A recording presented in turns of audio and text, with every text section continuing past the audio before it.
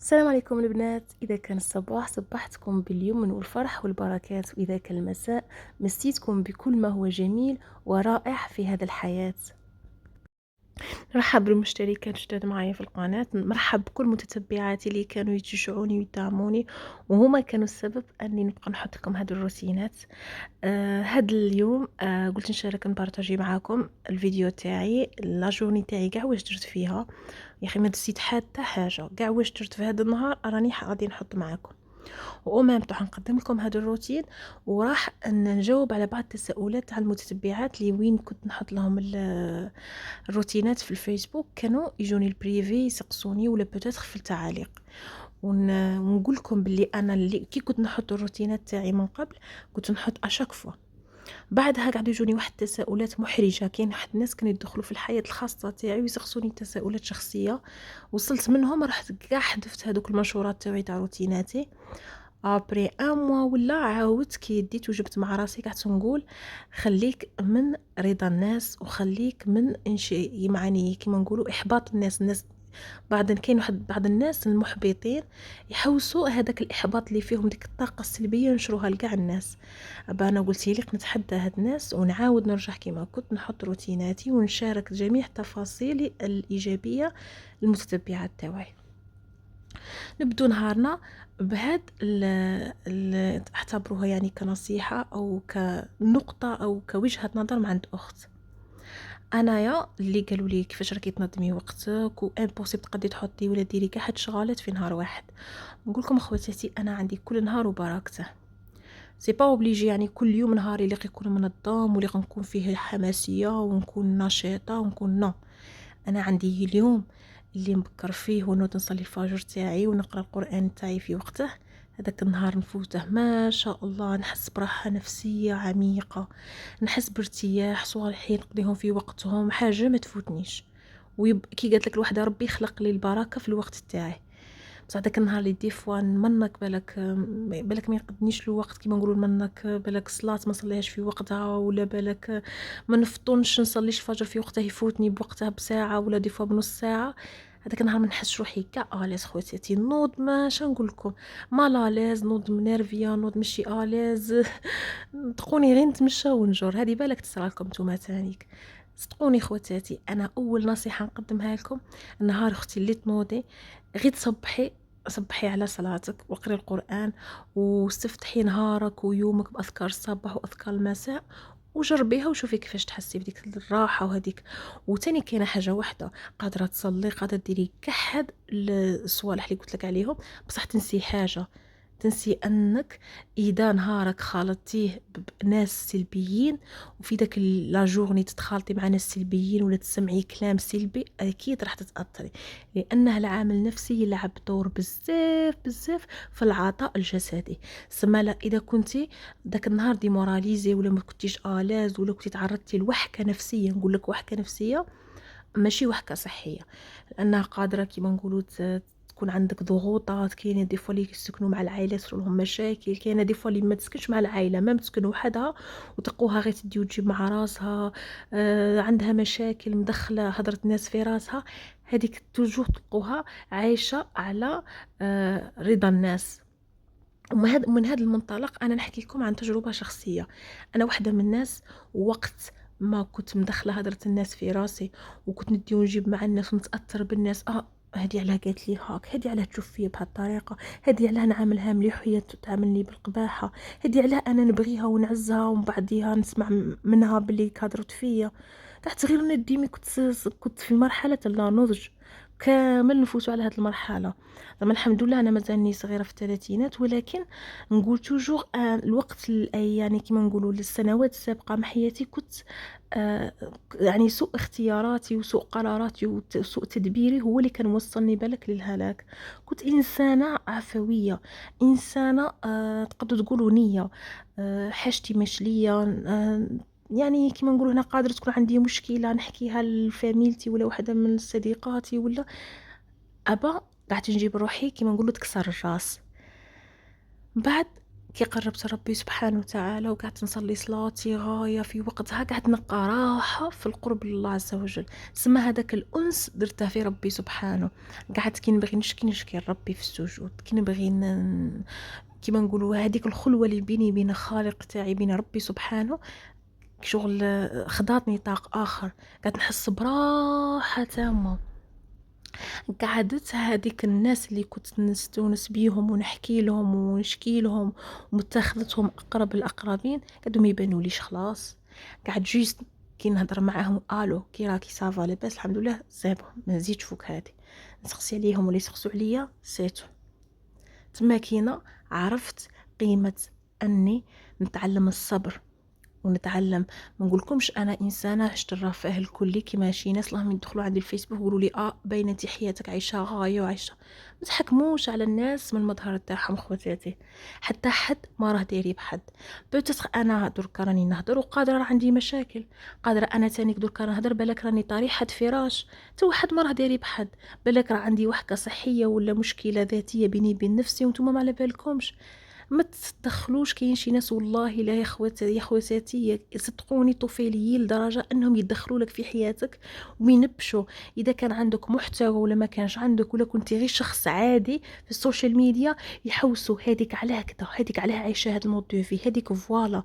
خواتاتي المظاهر جامي تحكموا عليهم، حتى حد ما راه داري بحد. قادره هذه الوحده بوتيتر ربي ما كتبلهاش ولا ما عندهاش دريه، تشوف وحده عندها دريه تقول انا يا ربي ما عطانيش. لا اختي، ما تقوليش ربي ما عطانيش، ربي ما يحرمش وما يديش ربي عدل. قادر يقلع عليك ديك الحيه وعوضك بحيه ما احسن منها. ولله في خلقه شؤون وفي حسن تدبيره وحكمته كذلك شؤون. يقول لك انا سمعت واحد المره واحد داعيه اسلامي كان داير كيما نقولوا هنايا هكذاك مجمعين هكاك هما مجموعه تاع دعاة اسلاميين قعدوا يهضروا على القدر والقضاء ومكتوب الله وكاع. وانا اشاك شغل حاجه لي يعني خلتني ننتبه اكثر انه قاعد يحكي على موضوع القدر. قال لك والله لو ان العبد او الانسان يعني ربي سبحانه وتعالى عطاها الاختيار، حرية اختيار قدره وقضاءه، لكانت أقدار الله أحسن من أقدار العبد لنفسه. تصوروها هذه خواتاتي. سما بالك انتي اختي لا راكي بالك تقولي انا ما عنديش دي والاخرى عند هذه، انايا عندكي هذيك راجلها كي داير وانا راجلي كي داير، عندكي ديك دريتها كيفاش ناجحه وانا دريتي لا. قادره اختي كون ربي يعطاك القدره انك تختاري قدر تاعك ومكتوبك في هذه الدنيا، ما تعرفيش تختاري كيما اختار لك الله عز وجل. ولله في حكمه وتدبيره شؤون. صدقوني خواتاتي، الرضا والقناعة بما كتبه الله لنا هذه أكبر نعمة واستحسان لما أعطاك الله.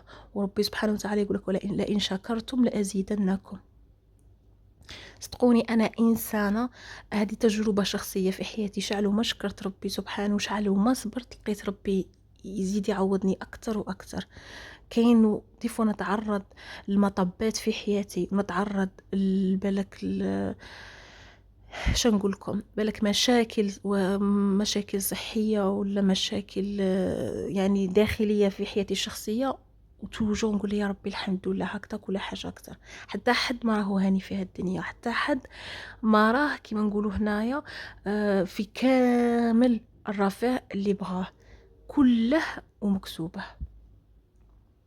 وسمحوا لي بديت لكم بهذا الموضوع علاه بغيت نجاوب بعض المتتبعات اللي كانوا يسقسوني في الفيسبوك وكانوا يقولوا لي فوالا انا قلت لكم كاين 3 نقاط في هذا يعني كمنطلق في حياتي الشخصيه. من نهار اللي قربت يعني القرب الى الله عز وجل غير بزاف في حياتي. هذه الثانيه الاولى عفوا. الثانيه اني الابتعاد عن الناس، مش نقول ابتعاد عن الناس اني نايف الناس ولا نقطع الرحم ولا نجبد على الناس ولا نهضر فيهم، لا. حطيت كل ذي يعني كل واحد مرتبته في حياتي. يعني كما نقولوا هنا درت طيف، درت حقل.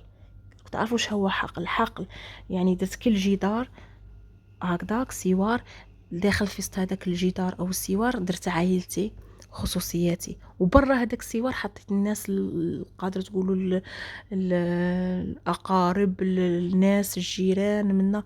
أنا ما عنديش كيما نقولوا جي مدخلش راسي في الناس بزاف. كل واحد كيفاش يحكم، كاين اللي تقولك بالك جابتها روحها، كاين اللي تقولك هذاك حدها، كاين اللي تقولك بالك خاطيها وخاطي الناس، وكاين اللي تقولك متكبرة.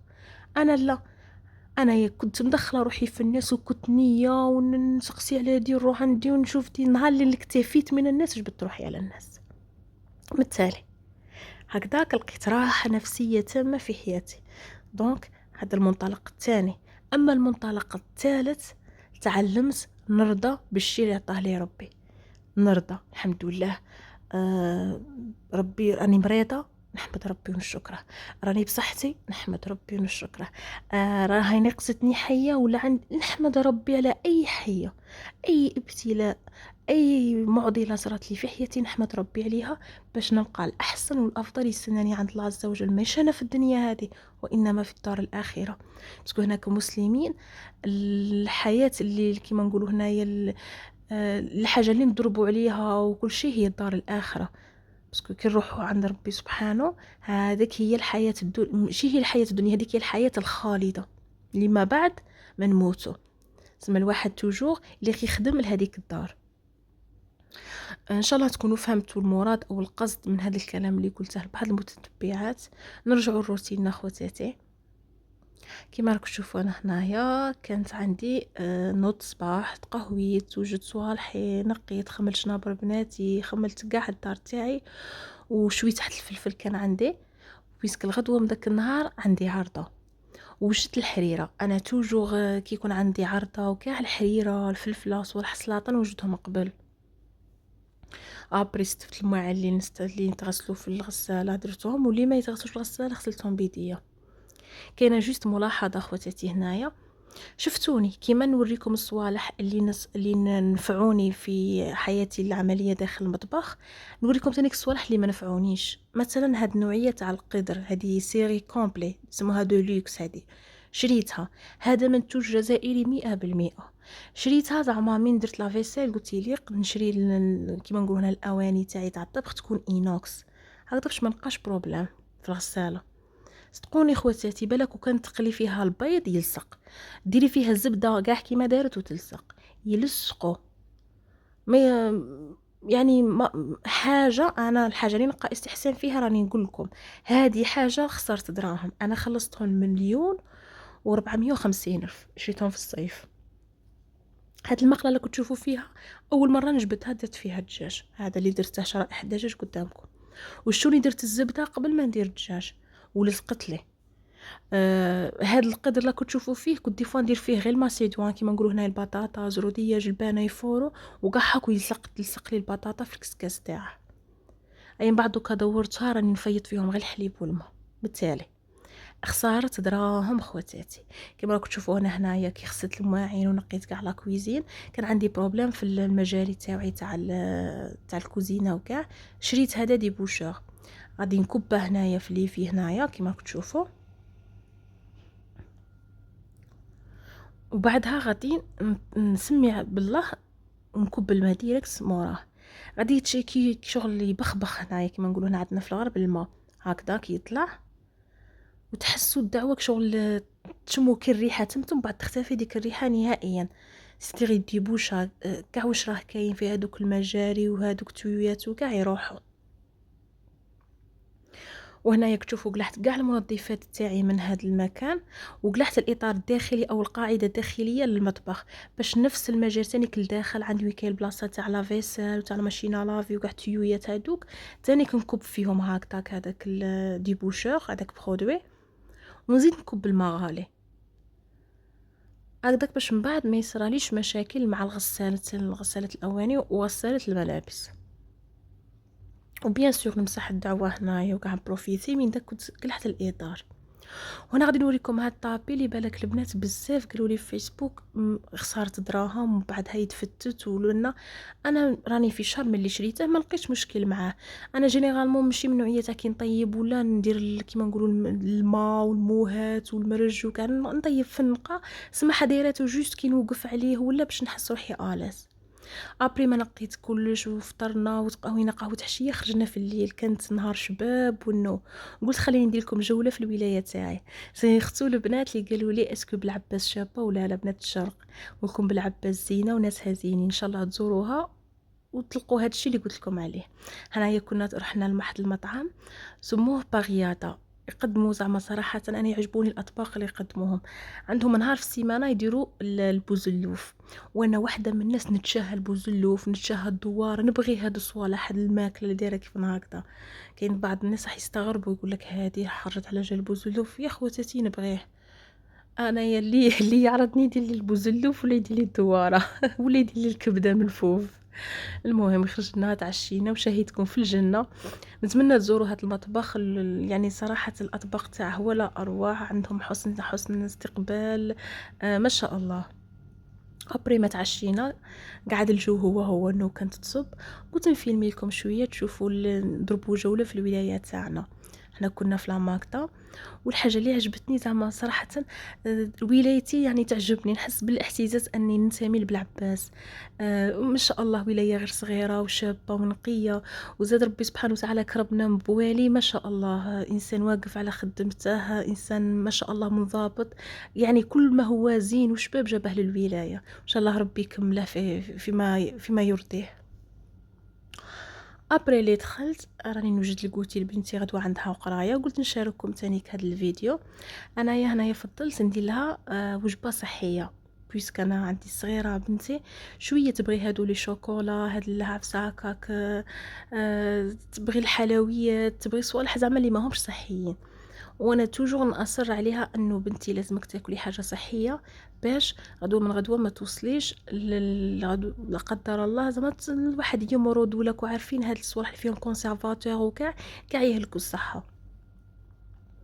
درت لها خبز توست، درت لها فيه شويه دي فوا ندير لها فرماج ودي فوا ندير لها فيه كونفيتور، ونغلفه لها بالبابي فيلم علاه باش ما يبسلهاش وما يوليش فيه يقعد طري هكذا. نحطها لها هنايا في حافظة الوجبة. انا كنت شريت لها وحده من قبل، ابري كي شفت هذا الموديل عجبني، باسكو هادو واش عندك كاع البلايص وين ديري وديرين لك معاهم فرشيطه ومغروف. هاي انا درت لها مكسرات وغادي ندير لها زبيب. بورطو انا زبيب ما تبغيش تلتم، مي توجور نقولها معليش بنتي اللي اختي تاكليه، كي تاكليه يزيدك الذكاء، يزيدك كي فاهمين شويه، نقعد نشكر لها في الدعوه باش تاكل. ندير لها شويه هادو دي فوا ندير لها عنب ولا ندير لها كرموس، ولا دي فوا كي ما يكونش حاضر ندير لها غير اللي تبغيه. ومالغري تو سا ما نخليش في خاطرها هي تبغي الشوكولا ندير لها ديك الحبه ولا زوج. وخطرات ندير لها هذا الكونفيتور هذا تاع السفرجل على حد انا بوزيت الهضره عاود فكرت اسمها باسكو اشاك فوا نغلط في السفرجل. ملي كنت صغيره اسمه يتلف لي، مالغي نبغيه ونطيبه اشاك فوا نديرها طاجين حلو، نخدم لهم كي يجي وقتها ندير لهم كونفيتور، تلا غالب اسمه يتلف ليه. المهم الفايده الصحيه تاعه هو والكرموس والزبيب للصغار على الصباح له ما تتصوروهاش خواتاتي، الكرموس وهو والزبيب روحوا شوفوا في الجوجل راح تعرفوا، والرمان تانيك. لهنا يا البنات نكونوا كملنا الفيديو تاعنا نهار اليوم، اللي كان فيديو متنوع فيه نصيحة، فيه روتينات، فيه تطبيقات، فيه جولة للولايات تاعنا وريتها لكم شحال شابة، واذا كتب ربي وزرتوها ناسها تانيك شابين. السلام عليكم، الى الملتقى في فيديو اخر.